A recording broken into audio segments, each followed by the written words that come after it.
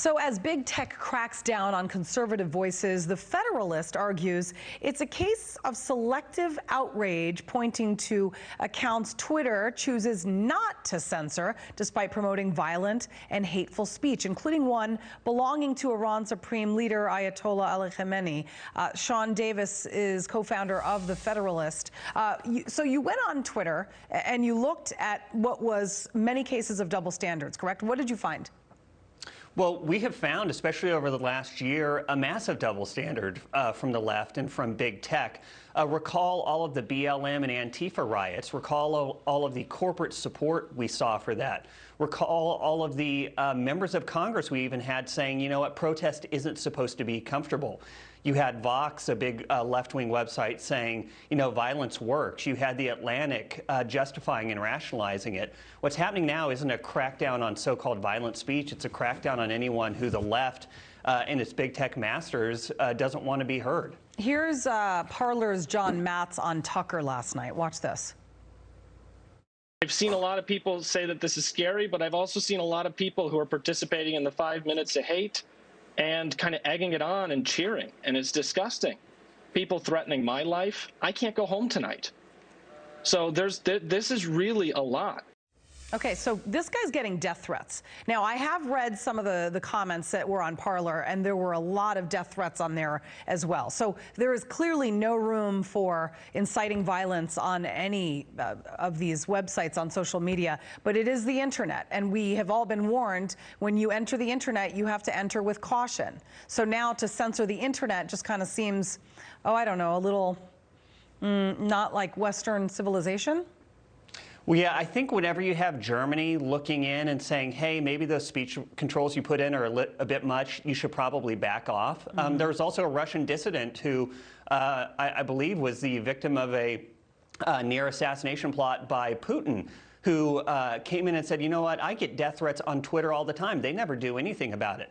So for Twitter and Facebook and Apple and Amazon to come in here and pretend that that's what's really bothering them, when we know they haven't been cracking down on anyone on the left, we know it's a lie. We know what they're doing. They know we know what they're doing. And the question is now, what are we going to do to stop them from doing it? You know, you remind me of something. I remember years ago, you know, there was contentious, you know, fighting in the Middle East. I got a death threat. It was back in the beheading days of ISIS. It was in Arabic. I reported it. Thank God I had cybersecurity teams here at Fox that tracked down the person. It turned out to be some 18-year-old in Syria. But nonetheless, Twitter didn't do a darn thing. So, I mean, here's Twitter's policy, by the way. You may not threaten violence against an individual or a group of people. We also prohibit the glorification of violence.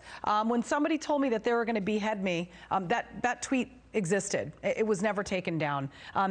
So basically, do you think that, you know, the ban of President Trump has nothing to do with anything more than politics? It has nothing to do with anything but politics and ideology. Recall, just a couple days ago, Twitter allowed to trend the phrase and the hashtag "Hang Mike Pence." Now, is a company that's worried about political violence and about death threats going to, are they going to take that down, or are they going to leave it up? Well, Twitter left it up, which I think tells us every single thing we need to know about what that company's aims are. Let's look at some more examples, shall we, of Iran's Khamenei anti-Israel tweet, for example. Even though some governments started a treacherous, contemptible move toward normalizing relations with the Zionists, they're too small to end the matter of hashtag Palestine. No, Palestine will be free while the fake Zionist regime will perish. There's no doubt about this. Colin Kirkpatrick, let's put this one up, during the George Floyd protests.